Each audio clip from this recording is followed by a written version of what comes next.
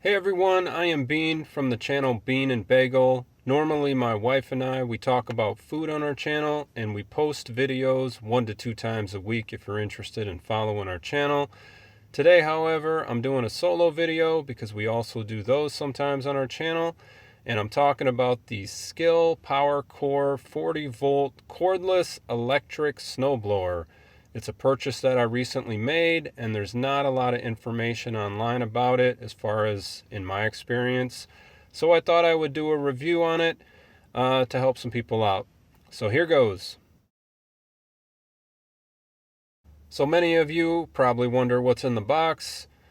And what comes in the box is the snowblower, which does require assembly. You have to put it together. It also includes hardware for the snowblower for assembling it. And you get a battery charger along with one 6 amp hour lithium battery, 40 volt battery. You get a manual, which includes assembly instructions, and then you also get product registration information. In my experience, the product registration is pretty seamless. You basically just go on their website, create an account, and then enter in all your product information. And all products that are registered, from my understanding, have a 5-year manufacturer's warranty. The parts that are included in the box and that also require assembly are the chute. The chute is the item that the snow blows out of. You also get the chute rod, which is what allows you to rotate the chute various directions depending on wherever you want to blow the snow. You also get a chute handle, which is a secondary option of rotating the chute. It's kind of a manual thing that's different from the rod. You get the blower handle, which is the main handle that you would hold on to push the snowblower, and that comes pre-wired to the blower. And lastly, you get the wheels. As far as reasons why you might want to buy it, one is it has a brushless motor, which is hard to say. Brushless. And brushless motors are basically an electromagnetic motor, long story short. And they tend to be more efficient, more powerful, more long-lasting, more quiet than other motors in electric devices that are brushed.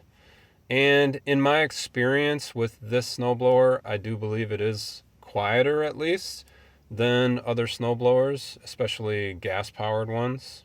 Another reason is it's cordless, it's lightweight, it's easy to store. The handle does fold for convenience as far as storage. I don't personally use it because I don't need to, but as far as weight wise, the unit is pretty lightweight. Both my wife and I can move it around pretty easily. Another reason is the cost. It costs between $300 and $450 depending on where you buy it. Which makes it cheaper than some of the heavier duty ones out there. And it also eliminates the cost for gas and oil. The unit also includes an LED headlight, which is useful for clearing snow at night. The next reason you may want to buy it is the battery charger. Charges batteries in a reasonable amount of time, in my opinion. My 6 amp hour battery charges in about 2 hours from completely dead. I also bought a spare 5 amp hour battery for it, and that charges in about an hour and a half from completely dead. And the batteries themselves also include a battery indicator on them, like a level indicator, to let you know how much battery life remains. Another reason you may like it is that, in my experience, I've seen it clear both light and heavy snow. Wet, heavy snow, I've seen it clear up to about 5 inches if I'm careful and patient. And light snow, like powdered snow, I've seen it clear up to about 7 inches. For the larger storms, you just have to make multiple passes. But in my experience, that's not really abnormal where I live. We get pretty big storms sometimes where I live. And whether you're shoveling or snow blowing, sometimes you got to make multiple tries at it anyway. Speaking of the wet, heavy snow, the chute actually does a pretty good job of shooting the snow out in my experience. But at times, it will get clogged. But the clogging isn't very time consuming to me, unclogging it, I mean. So that's kind of a benefit. It's it's something that just comes with snowblowers, I think, in my experience, that you're going to have to unclog them sometimes with the wet, heavy stuff. But this one's not difficult to clear by any means. The clearing width for the snowblower is 20 inches, and in my opinion, that's sufficient for me and probably for most residential situations. I don't really find a need for anything more than that. And another reason you may like it is the customer service. The battery that I received with mine was defective, and so I called customer service. They kind of went over a few things with me over the phone just to verify that the battery was registered, and troubleshooting type things just to verify that it was the battery that was the problem. And it was pretty easy, really. They didn't keep me on the phone for very long, and I had a battery shipped out to me as a replacement within a few days, and they didn't charge me for it either. So customer service is a plus when it's easy. The only thing I would say is that, sometimes customer service can be annoying when they ask you questions about troubleshooting things you've already troubleshooted, but I understand why they do it. But overall, it was positive. So I would say those are some reasons why you might want to buy it.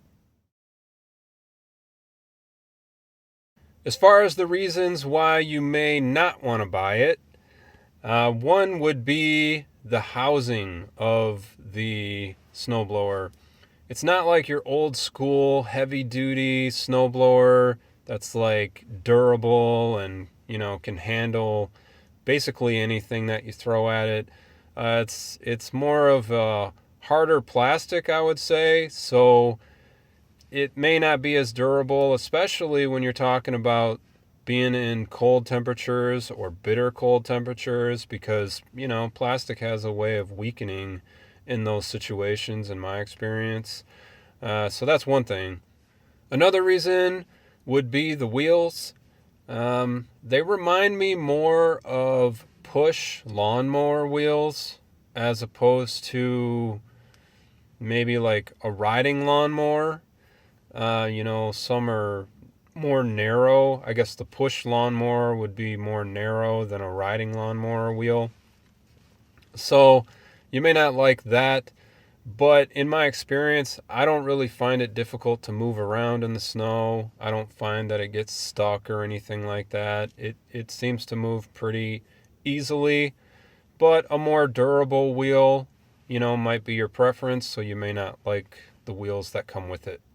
Another reason you may not want to buy it is the cost of the batteries. If your property requires a spare battery, this is where the cost of this snowblower is going to substantially rise for you. For instance, a 6 amp hour battery by itself costs around $250, depending on where you buy it. I purchased a 5 amp hour battery for about $100 on eBay, brand new, but I've seen them for upwards of $150, $170. So it really just depends on where you buy it, but it gets pricey.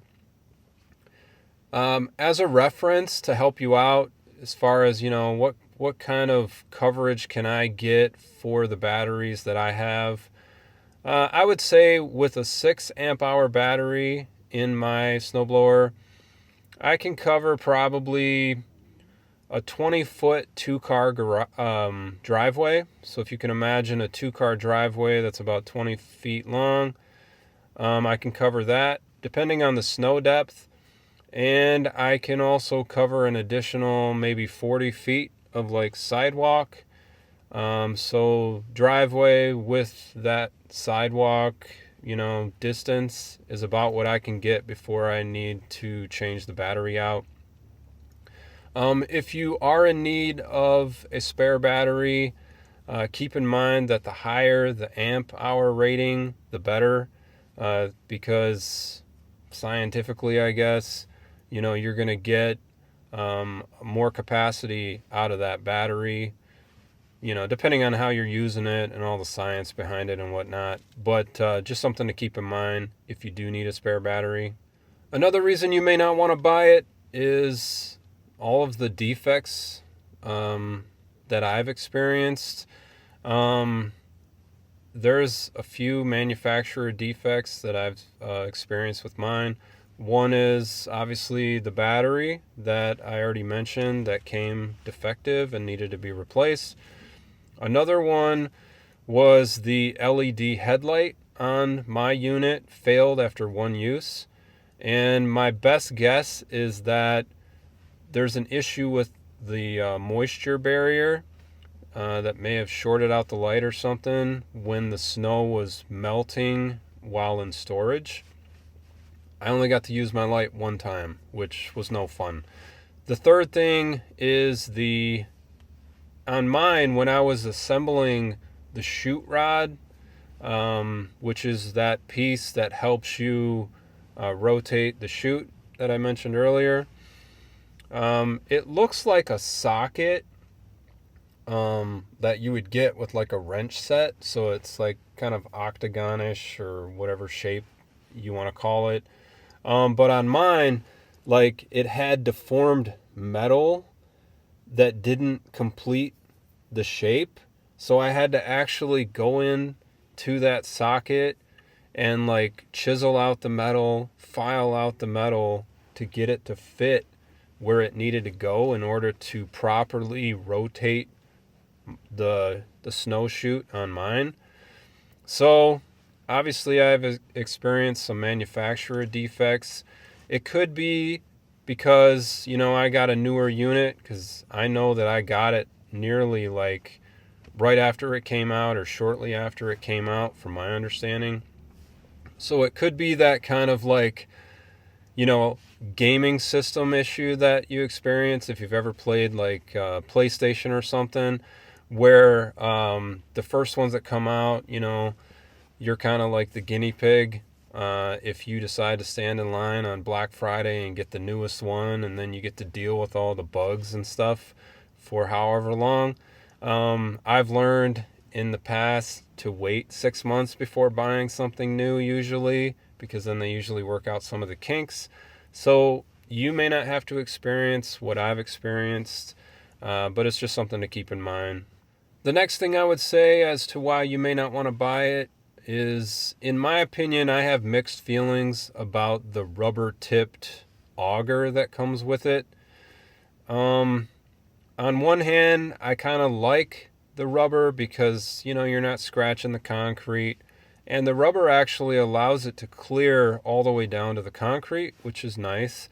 Obviously, some storms, it's not going to do that just because of the way ice and stuff is. But I've had some pretty good success as far as getting it down to the concrete when I clear snow away. On the other hand, though, my concerns about the rubber tip is that it may not be as durable as other augers that come on snowblowers, because, rubber cracks, and when it ages, it's going to fail over time. And it's also, grinding on concrete and whatever else you're snow blowing as far as ice and whatnot, and makes me concerned long term for the rubber tip part of the auger. It's nothing to like scare me away or anything, but it is something where you're kind of like, I don't want to have to worry about needing to replace something down the line. I will say though that like after having used it for a little while, it's not a weak rubber by any means. It does handle, ice and, difficult wet snow and stuff. So it's just something to keep in mind. One other reason you may not want to buy it is the instructions for assembling it. I didn't have that much difficulty, but as far as one thing I noticed, I would say the hardware wasn't labeled very well, or as well as I've seen with other products. Meaning, you know how like some products you can get for furniture, if it's a bolt or a nut or a washer or whatever, like they'll label them by letters. So put bolt A here, put bolt B there. This one just doesn't do that. It has all of the hardware in one spot, and you have to kind of look at the photos to figure out where they go. Now, I will say that the photos were helpful, and I wouldn't say that assembly was hard. It was actually pretty easy, but for some people, they may find that difficult. If you're the type of person that's like, I don't know what bolt you're talking about, and I don't know where you want me to put this, because some people need it simplified. So just something to keep in mind. And the last reason you may not want to buy it is how they advertise the distance as far as throwing snow. They advertise it as being able to throw the snow up to 30 feet. And I've never seen it reach 30 feet. I've never actually took a tape measure out and measured every speck of snow either. But I know it's not close to 30 feet.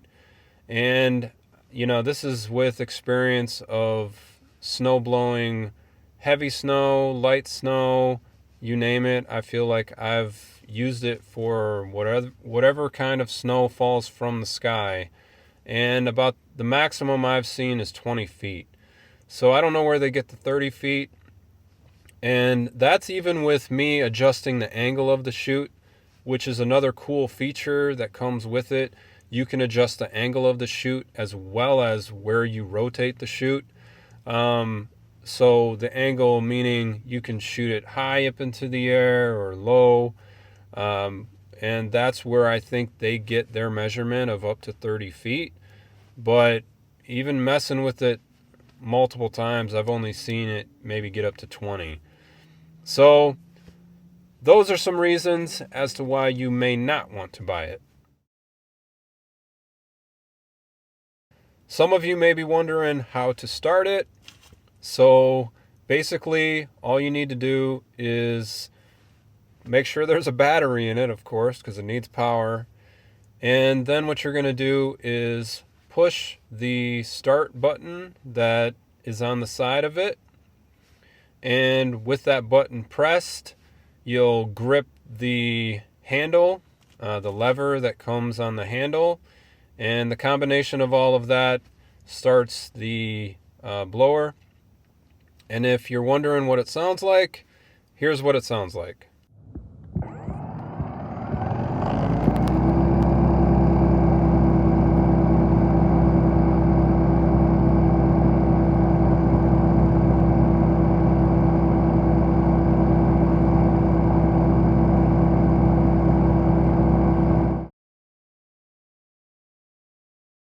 Some of you may also be wondering how to turn on the light. Basically, you need to make sure a battery's installed, and there is a button that's on the side of it, basically on the handle, and you press that button and it turns the light on. I would show you an example of the light, but as we previously discussed, my light doesn't work, so it's not worth showing you. That's pretty much it overall. On our channel, my wife and I, we do a review called Try It or Walk By It. Basically, that's our way of telling people, would we recommend that you try this, or would we recommend that you walk by it? On this one, I'm kind of torn. I would say, on one hand, I see it as convenient, affordable, it's useful. And then on the other hand, I have my concerns about the durability that I mentioned, and obviously I've had defects with mine. So I have some concerns with it long term. But overall, I think I would say try it, because I really think it depends on which one the manufacturer ships to you, which may not really give you peace of mind, but I really do believe that the one that I got was probably one of the newer ones, and you may have a better result with yours. And then I also think it depends on the user. So if you're a person that's, maybe tends to be impatient or clumsy or angry when it's snowy, and you're just like, let's get this done, I hate this crap, and you bang your snowblower into things and, you're not as patient, I don't think this one's going to be for you because of the durability concerns that I mentioned. But I'm not saying that the snowblower is weak by any means. It's handled some pretty, I would say, challenging situations in my experience and held up pretty well. But I do have concerns with it long term, like I said. So that's my review overall. What do you think? Do you own this? Do you agree with what I'm saying? Do you disagree? And if you don't own it, do you have any questions about it? And if you do, feel free to write them in the comment section down below, and I'll do my best to answer them for you. But otherwise, that's my video for today. Hope you enjoyed it. Hope it was helpful, and we'll see you in the next one. Bye.